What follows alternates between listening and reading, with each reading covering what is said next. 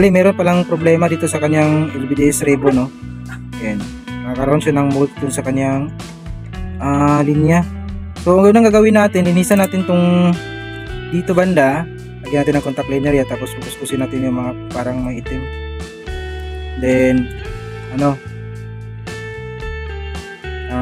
linisan din natin tong ito, sa may ribbon niya. Pupusin natin yung parang nakaroon ng molds dito, parang kulay itim.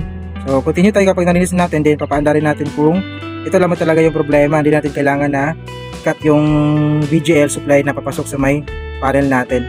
So, yun.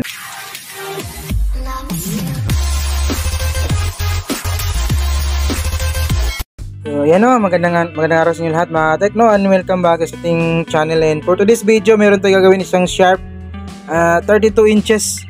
So, yung problema niya, as ano siya, meron naman siyang napapawiro naman siya, pero yung kanyang display parang kulay puti. So pakita mo natin yung model niya. Ayan, bali binuksan po na po natin siya para mabilis yung video natin. So dito na pala yung kanyang model nakalagay. Ayan, so model niya LC-32LA150M. Ayan, so balik ko lang muna dito yung kanyang cover. So may tao, wait lang. Ayan, so saksak natin para makita natin yung problema, no? Saksak natin. So papawero natin to siya. Ito yung kanyang power button. Ayan, papawero natin. Bakit bumukas yung backlight? Bumukas yung backlight. Ayan, bumukas yung backlight. Tapos ito yung kanyang picture sa my screen. Ayan. Ayan, ito yung kanyang display. So parang namumuti siya. Namumuti nga. Tapos wala po tayo makikita ang picture yan. Pero makailaw yung backlight niya. Then naka-display ng parang ano to. Kasi hindi kakaibang problema. Meron siyang display pero kulay puti. Ayan. So ito yung subukan natin. Sana'y palarin ulit tayo at magawa natin to, no? Ayan. So anong gagawin natin? Mag-voltage checking muna tayo. Check natin yung kanyang T-con kung meron tayong mga na-experience na ganitong problema. Ano lang, low voltage yung kanyang BIN na galing sa may mainboard natin na papasok sa may T-con. So check natin ngayon ganun pa rin ba. Kasi meron ako na experience nito, isa lang naman. Baka sakaling pareho to nung ni-repair natin dati, madali lang. Ayan. So check natin yung BIN kung normal ba yung BIN. Ito yung BIN ito. Wait, dito na mahagilap yung BIN . 320. Ito pala yung BIN natin. Ayan. Ayan. So yung BIN natin, check natin na yung BIN. So yung BIN, meron naman siyang 12 volts. So tama naman. Okay naman yung kanyang BIN supply. So dito tayo sa may 3.3. Okay din yung 3.3 natin dito. Ayan, 3.3. Good. Tapos VDD 15 volts natin yan. VDD. Ayan, VDD yan. Meron siyang 15. So okay naman. Normal naman yung VDD natin. VGH. Ayan, VGH. Ito yung VGH natin. Tutok natin dito. VGH. Meron siyang 26. So, good. And yung pares ng VDD or EBDD, yung HBDD. Ito. Or HABDD. HBDD. Ayan. So, meron tong ayan, 7 volts. So, okay naman. Okay naman. Walang problema. Tapos tingnan natin yung BGL. BGL, ayun. Walang BGL supply. Wala siyang BGL pero meron siyang BGH. So kapain natin dito. Oh, sobrang init ng IC na to.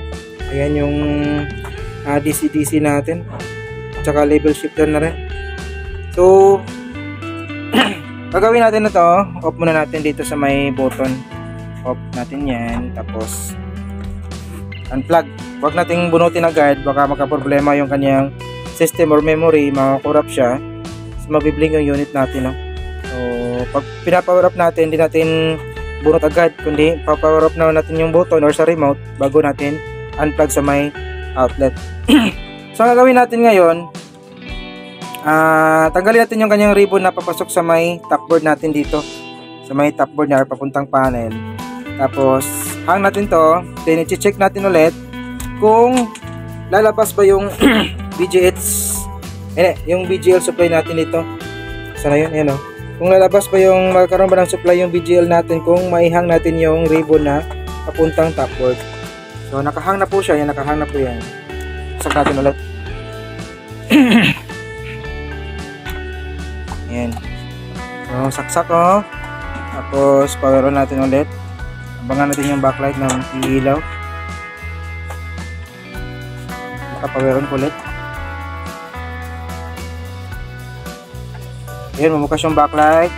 Check natin yung BGL kung nakalabas ba matapos natin maihang yung ribbon. So pansin nyo, meron na po siya negative 5 volts. So merong merong BGL supply na lalabas kapag nakahang yung ribbon na papuntang panel or top board natin. So ang gagawin natin ngayon, tatanggalin natin yung frame ng unit to, tapos titingnan natin yung kanyang top board. Tingnan natin kung meron bang problema doon sa mga pagsusuplayan niya, kung bakit mawawala yung BGL supply. Ito, mawawala yung BGL supply kung naka-load yung top board natin. Saka malakas uminit yung ito level shifter natin. Oh. Ito, bali natanggal na po natin yung kanyang frame, no. So ito, may access tayo sa may top board natin. So unang tingin natin, and merong nagkakaroon ng molds dun sa kanyang socket. Yan. Ayan, nagkakaroon siya ng molds. Pansin nyo ba yan?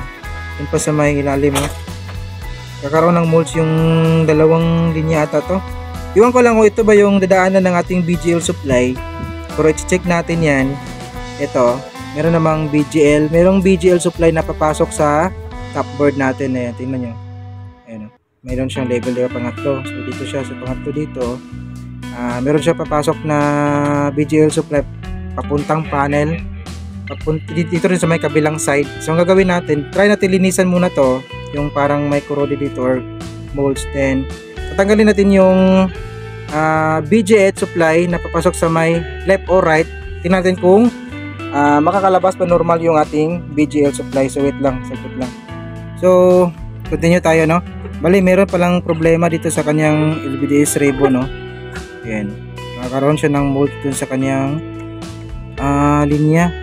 So ang gagawin natin, linisan natin tong dito banda, lagyan natin ng contact cleaner yan, tapos kukuskusin natin yung mga parang may itim. Then linisan din natin tong ito sa may ribbon niya. Kukuskusin natin yung parang karoon ng molds dito or parang kulay itim. So continue tayo kapag nalinisan natin. Then papaanda rin natin kung ito lamang talaga yung problema. Hindi natin kailangan na i-cut yung BGL supply na papasok sa may panel natin. So yun lang.